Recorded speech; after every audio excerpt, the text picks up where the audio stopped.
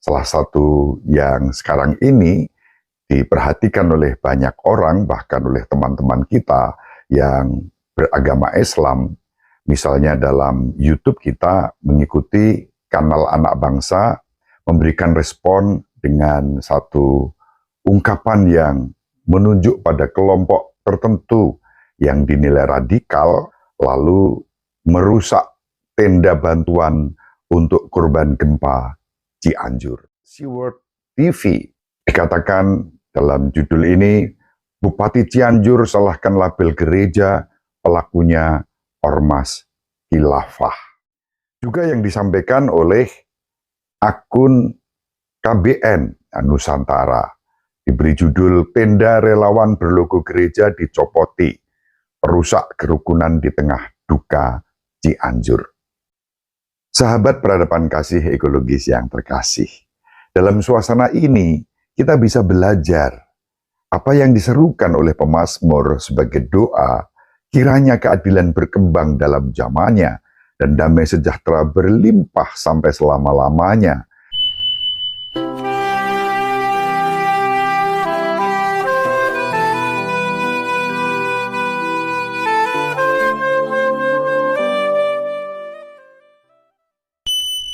In nomine Patris et Filii et Spiritus Sancti. Amen. Dominus vobiscum. Sahabat peradaban kasih ekologis yang terkasih, selamat berjumpa dalam renungan harian bersama saya melalui channel ini. Semoga panjenengan selalu sehat, tetap semangat tanpa sambat, dan selalu bahagia. Kebahagiaan yang bersumber dari Tuhan Allah kita. Mari kita awali perjumpaan kita dengan bersatu di dalam doa. Kita menggunakan Mazmur tanggapan pada hari ini, Mazmur 72. Kiranya keadilan berkembang dalam zamannya dan damai sejahtera berlimpah sampai selama-lamanya. Ya Allah, kiranya Raja mengadili umat-Mu dengan keadilan dan menghakimi orang-orang-Mu yang tertindas dengan hukum. Kiranya keadilan berkembang dalam zamannya dan damai sejahtera berlimpah sampai tidak ada lagi bulan. Kiranya Ia memerintah dari laut sampai ke laut, dari sungai Efrat sampai ke ujung bumi. Sebab Ia akan melepaskan orang miskin yang berteriak minta tolong. Ia akan membebaskan orang tertindas dan orang yang tidak punya penolong. Ia akan sayang kepada orang lemah dan orang miskin. Ia akan menyelamatkan nyawa orang papa. Biarlah namanya tetap selama-lamanya. Kiranya namanya semakin dikenal selama ada matahari. Kiranya segala bangsa saling memberkati dengan namanya dan menyebut Dia berbahagia. Kemuliaan kepada Bapa dan Putra dan Roh Kudus, seperti pada permulaan, sekarang, selalu, dan sepanjang segala abad. Amin. Sahabat peradaban kasih ekologis yang terkasih, di tengah-tengah musibah, bencana yang terjadi di Cianjur misalnya, ada kemurahan hati solidaritas yang ditunjukkan oleh banyak pihak, banyak komunitas, banyak kelompok. Tetapi juga ada ketegangan-ketegangan yang terjadi. Salah satu yang sekarang ini diperhatikan oleh banyak orang, bahkan oleh teman-teman kita yang beragama Islam, misalnya dalam YouTube kita mengikuti kanal anak bangsa, memberikan respon dengan satu ungkapan yang menunjuk pada kelompok tertentu yang dinilai radikal, lalu merusak tenda bantuan untuk korban gempa Cianjur. Jadi dari judul di kanal YouTube ini jelas maksudnya. Ada tantangan di tengah kebaikan. Juga pada Seaword TV dikatakan dalam judul ini, Bupati Cianjur salahkan label gereja, pelakunya ormas khilafah. Jadi ini satu keprihatinan yang disampaikan oleh sahabat-sahabat kita yang meskipun bukan bagian dari gereja, tetapi bagian dari masyarakat, bahkan dari kelompok Islam, mereka memberikan respon seperti itu. Juga yang disampaikan oleh akun KBN Nusantara, diberi judul Tenda Relawan Berlogo Gereja Dicopoti, Perusak Kerukunan di Tengah Duka Cianjur. Sahabat peradaban kasih ekologis yang terkasih, dalam suasana ini kita bisa belajar apa yang diserukan oleh pemazmur sebagai doa, kiranya keadilan berkembang dalam zamannya dan damai sejahtera berlimpah sampai selama-lamanya, yang juga menjadi kerinduan dalam nubuat Nabi Yesaya, memang masih merupakan perjuangan yang terus-menerus harus kita wujudkan. Perjuangan itu menjadi perjuangan sepanjang masa dalam kehidupan ini.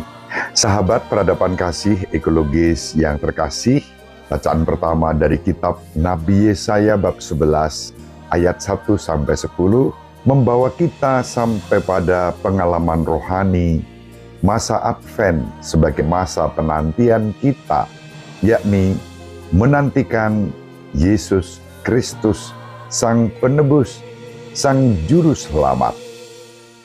Nabi Yesaya di dalam bacaan pertama memberikan nubuat yang di kemudian hari digenapi oleh Yesus Kristus, Sang Penebus. Nabi Yesaya berkata, pada akhir zaman sebuah tunas akan keluar dari tunggul Isai, dan taruk yang tumbuh dari pangkalnya akan berbuah. Roh Tuhan akan ada padanya, roh hikmat dan pengertian, roh penasehat dan keperkasaan, roh pengenal dan takut akan Tuhan. Ya, kesenangannya ialah takut akan Tuhan. Ia tidak akan menghakimi dengan sekilas pandang saja, atau menjatuhkan keputusan menurut kata orang, tetapi ia akan menghakimi orang-orang lemah dengan keadilan, dan dengan kejujuran akan menjatuhkan keputusan terhadap orang-orang yang tertindas di negeri. Ia akan menghajar bumi dengan perkataannya seperti dengan tongkat, dan dengan nafas mulutnya ia akan membunuh orang fasik.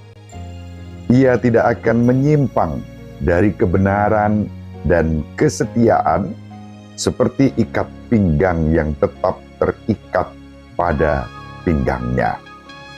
Pada waktu itu, serigala akan tinggal bersama domba, dan macan tutul akan berbaring di samping kambing. Anak lembu dan anak singa akan merumput bersama-sama, dan seorang anak kecil akan menggiringnya. Lembu dan beruang akan sama-sama makan rumput, dan anak-anaknya akan sama-sama berbaring.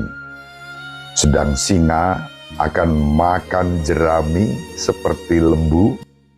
Bayi akan bermain dekat liang ular tedung, dan anak yang cerai susu akan mengulurkan tangannya ke sarang ular beludak.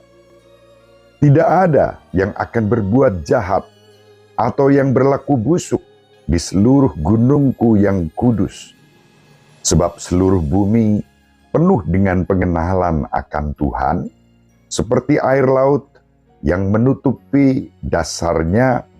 Maka pada waktu itu taruk dari pangkal Isai akan berdiri sebagai panji-panji bagi para bangsa, dia akan dicari oleh suku-suku bangsa dan tempat kediamannya akan menjadi mulia. Sahabat peradaban kasih ekologis yang terkasih, inilah realitas iman yang dibangun dalam masa Advent ini sebagai masa penantian akan kedatangan Yesus Kristus Sang Penebus, Sang Juru Selamat. Realitas itu ditandai dengan hal-hal yang positif, kendati dalam kondisi-kondisi yang negatif. Gambaran tentang singa, ular tedung, ini simbolisme hal-hal yang menakutkan. Singa, harimau, ular tedung. Tetapi singa, ular tedung, dalam kitab Nabi Yesaya tadi digambarkan tidak sebagai hal-hal yang menakutkan. Artinya apa? Kita bisa saja mengalami hal-hal yang sangat buruk dalam kehidupan ini, yang tidak sesuai dengan harapan kita. Tetapi dalam situasi itu akan selalu ada kebaikan yang memancar karena ketakwaan kepada Tuhan. Nubuat Nabi Yesaya digenapi oleh Yesus Kristus. Nubuat Nabi Yesaya hari ini yang telah digenapi Yesus 2000 tahun yang lalu juga masih terpancarkan dalam diri pribadi-pribadi yang memiliki kepekaan akan kebaikan, keadilan, kesejahteraan. Sahabat peradaban kasih ekologis yang terkasih, kita dipanggil untuk sebagaimana diserukan di dalam Injil oleh Yesus sendiri, selalu bergembira dalam Roh Kudus. Digambarkan dalam Injil Lukas bab 10 ayat 21 sampai 24. Pada waktu itu bergembiralah Yesus dalam Roh Kudus dan berkata, "Aku bersyukur kepadamu Bapa, Tuhan langit dan bumi, karena semuanya itu Engkau sembunyikan bagi orang bijak dan pandai, tetapi Engkau nyatakan kepada orang kecil.